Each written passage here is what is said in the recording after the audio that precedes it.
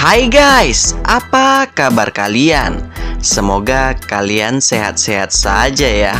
Di kesempatan kali ini saya akan membawakan alur cerita film yang berjudul Hostel Part 3. Sebelum mulai jangan lupa untuk klik tombol like dan subscribe-nya ya guys. Oke lah, daripada penasaran kita langsung saja intro.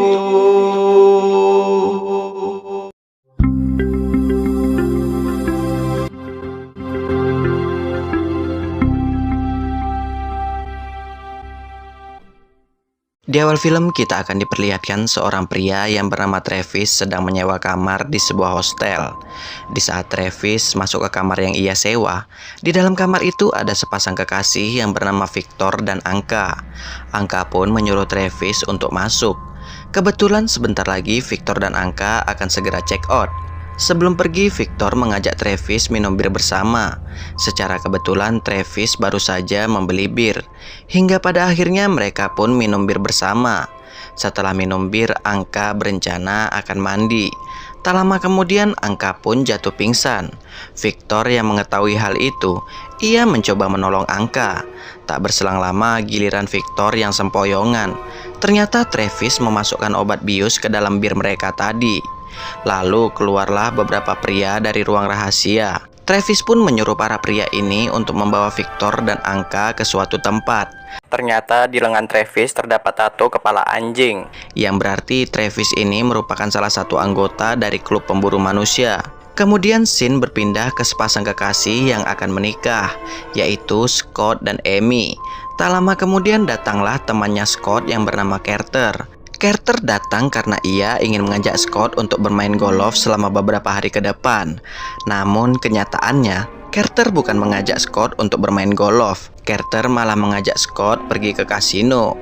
Sesampainya di kasino, Carter dan Scott bertemu dengan teman mereka yang lainnya, yaitu Mike dan Justin. Di kasino itu mereka kepincut dengan dua orang wanita seksoi.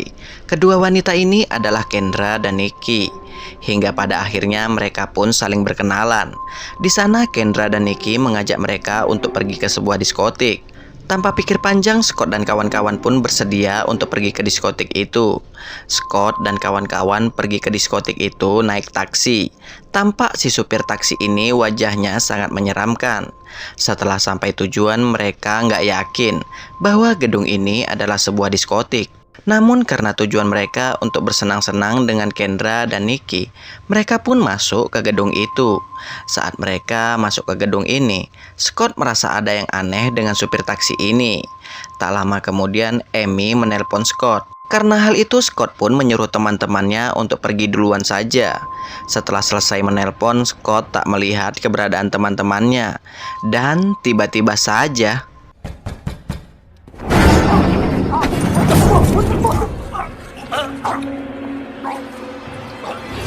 ternyata Scott hanya dikerjai oleh teman-temannya.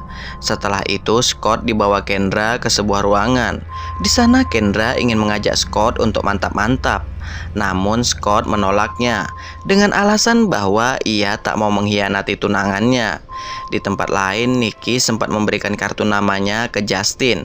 Lalu Nikki pun pergi bersama Mike menyusul Scott dan Kendra. Tak berselang lama kepala Scott terasa pusing. Karena hal itu Scott pun memutuskan untuk keluar gedung sebentar. Saat di luar gedung, Scott dibawa oleh si supir taksi tadi. Saat Scott terbangun, ia sudah berada satu ruangan bersama Justin dan Carter. Lalu Scott bertanya tentang keberadaan Mike. Carter dan Justin pun menjawab, mungkin Mike masih bersenang-senang dengan Nikki. Di tempat lain, ternyata Mike dan Nikki sudah berada di rumah jagal. Di rumah jagal itu juga ada Victor. Di sanalah Victor mengatakan ke Mike, saat ini kita sudah berada di rumah jagal. Tak berselang lama datanglah dua orang penjaga membawa Mike ke sebuah ruangan. Tak lama kemudian terbukalah sebuah tirai, di mana di ruangan itu terdapat beberapa orang kaya. Orang kaya ini akan bertaruh dengan cara apakah Mike akan dibunuh oleh Algojo. Di sana juga ada Travis. Tak berselang lama masuklah seorang Algojo ke ruangan Mike, di mana Algojo ini akan membunuh Mike dengan caranya sendiri. Ternyata Algojo ini membunuh Mike dengan menggunakan pisau bedah.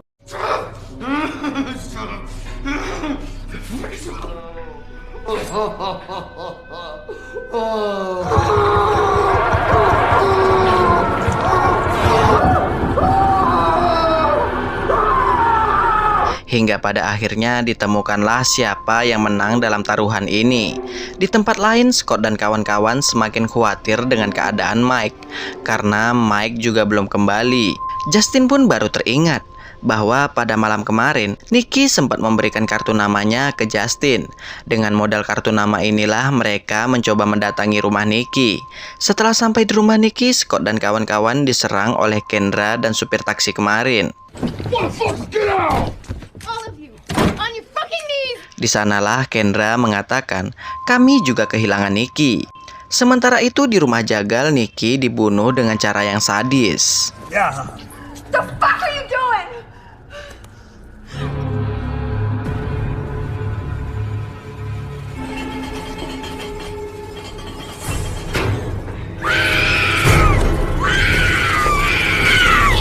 Kembali ke Scott dan kawan-kawan. Akhirnya Kendra memutuskan ikut bersama Scott dan kawan-kawan untuk mencari Nicky dan Mike.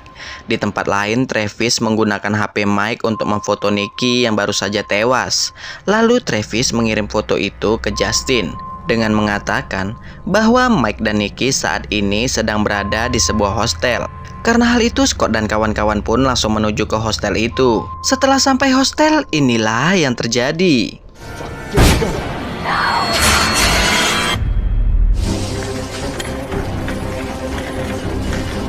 Saat tersadar, mereka semua pun sudah berada di rumah jagal. Di langkah awal, kedua penjaga ini membawa Justin. Setelah membawa Justin, Carter menunjukkan tato kepala anjing yang ia miliki. Alhasil Carter pun dibebaskan oleh penjaga ini. Carter pun mengatakan ke Scott bahwa tempat ini adalah rumah jagal. Bahkan dengan teganya, Carter meninggalkan teman-temannya. Lalu Carter dibawa ke hadapan petinggi klub berburu manusia, yaitu Fleming. Di sana Fleming menawarkan kebebasan untuk Carter, namun dengan satu syarat. Syaratnya ialah Carter harus membunuh Scott. Tanpa pikir panjang, Carter pun menyetujui hal itu. Setelah itu, Carter menyaksikan Justin yang sedang dibunuh melalui sebuah monitor.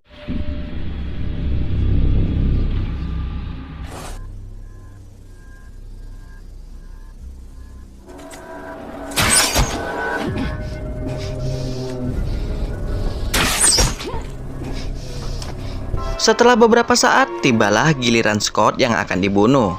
Dan yang akan jadi algojonya adalah Carter. Sebelum membunuh Scott, Carter mengatakan, "Aku akan memberitahu Amy bahwa kau telah selingkuh. Setelah itu, aku akan menikahi Amy." Mendengar itu, tentu saja Scott menjadi sakit hati. Namun dengan licik, Fleming menyuruh Travis untuk melepaskan Scott. Hingga pada akhirnya terjadilah perkelahian antara Scott dan Carter.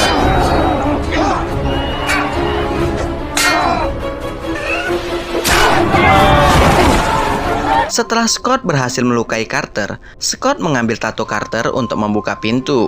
Di sisi lain, Victor berhasil melepaskan diri dari kurungan itu. Lalu Victor menghancurkan saklar listrik. Namun sayangnya Victor tewas bersama penjaga ini.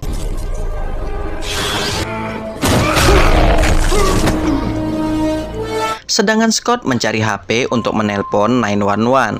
Tak lama kemudian datanglah Travis. Travis yang mengetahui Scott sudah menghubungi polisi. Ia pun memberitahukan hal ini ke Fleming. Karena hal itu, Fleming pun langsung menghidupkan bom otomatis untuk menghancurkan gedung ini. Sementara itu, Scott akhirnya berhasil mengeluarkan Kendra dari kurungan.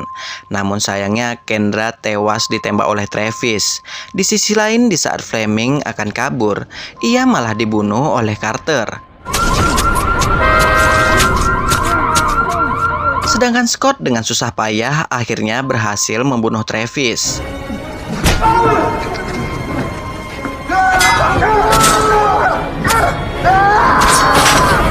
Setelah itu Scott mencoba keluar dari gedung ini. Namun Scott terlambat karena Carter sudah menutup gerbang gedung itu.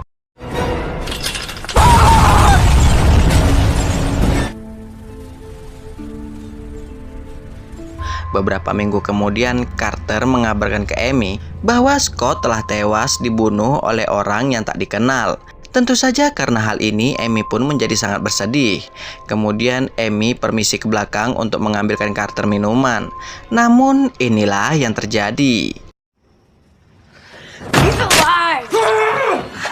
Setelah itu Amy pun mengatakan ke Carter, "Maaf Carter, Scott masih hidup." Setelah itu Carter diikat di sebuah kursi. Dan tentu saja Scott akan membunuh Carter seperti di Rumah Jagal.